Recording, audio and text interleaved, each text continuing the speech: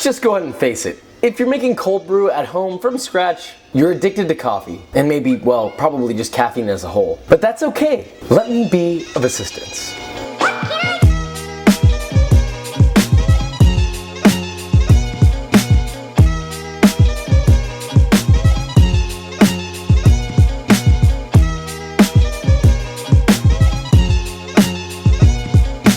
Why cold brew, right? Why? Cold brew versus iced coffee. Cold brew extracts the coffee very slowly over a long period of time, which limits the amount of acidity and bitterness that is already involved in coffee making. Because with the heat in coffee, that tends to extract a little bit of bitterness and much more acidity, whereas with cold brew, you got a lower acidity, lower bitterness, and an overall smoother flavor, and more importantly, a higher, wow, that was a lot of saliva. My mouth is obviously getting excited for cold brew. Plus, not to mention, a much higher caffeine content, so you're welcome. Now, with good cold brew comes good beans. Obviously, that's a kind of a given, but use your favorite, or ideally use a locally sourced, maybe freshly roasted coffee. Some sites say that older coffee's better, but that is up to you. Now, we're gonna be doing two different methods here, but they both use the same grind consistency and the same ratio of coffee to water. Now, we're gonna start by grinding 1.5 cups or 80 grams of coffee beans. Now, when you're grinding the coffee, keep in mind that you want the grind consistency to be relatively coarse, something like coarse cornmeal.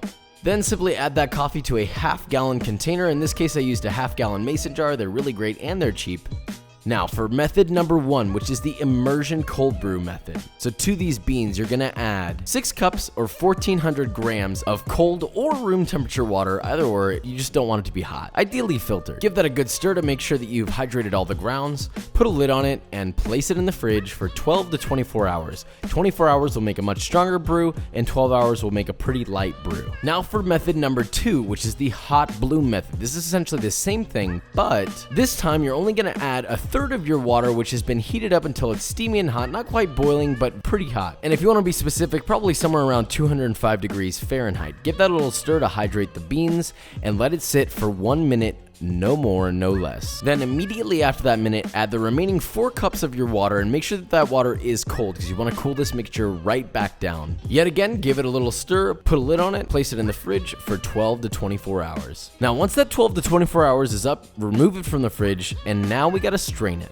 Now, since I'm giving you 2 different methods to brew the cold brew, it only seems right to give you 2 different methods to strain it. Now, the first one would be through a fine mesh strainer with cheesecloth laid over it. The downside and drawback of this method is that if you strain it through this and your grinder doesn't get a super consistent grind, then it's gonna be a little bit gritty. You're gonna get a little bit of grittiness through there, so this may not be a good choice for everybody. Now, the other method that I've sort of figured out is pouring it through a pour-over type coffee situation. So I'm basically just pouring it through the filter of my pour-over, aka my Chemex, and this actually filters out all the grounds, so you get a super smooth, no gritty, literally zero grittiness, no matter how inconsistent your grinder is. Takes a bit longer, but hey, it works. Now, you can also get this thing called a coffee sock.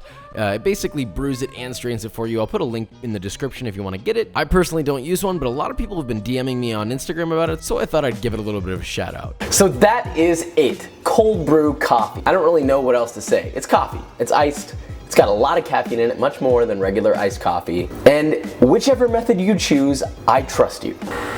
Just gonna wait for this refrigerator.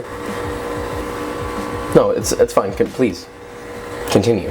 Oh, you done? Okay.